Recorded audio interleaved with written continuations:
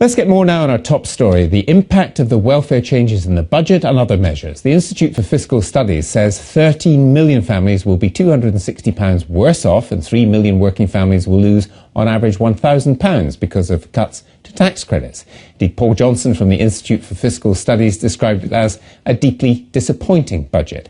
With me now is Adam Memon of the Centre for Policy Studies. Let's pick up that point that, do you accept the figures from the IFS? Because they're usually very highly regarded. Obviously, the IFS is highly regarded, and we'll have to go through those. I think they gave their presentation today.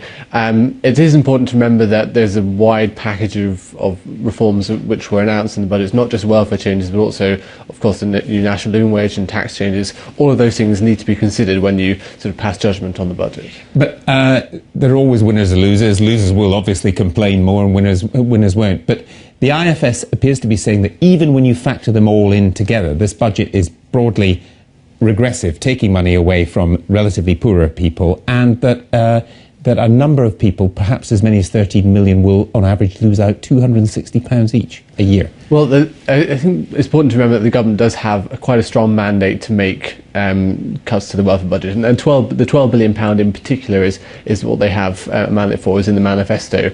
It's also important to recognise that those cuts have been slowed down, in fact, and that will take place over up to 2019-20. So it'll be at a slower pace, along with other offsetting measures which perhaps we hadn't considered beforehand. Can we look at a slightly bigger picture, which is, do you see tax credits as actually subsidising poorer paying firms? In other words, private businesses are paying less because their workers get a bit in tax credit, and perhaps part of this is to rebalance and say, you want people to work for you, you have to pay more, including a national living wage. Well, I think we have to be a little bit careful in using the term subsidy. A lot of the academic literature does show that tax credits do flow to employees largely. Of course, there probably is some element there.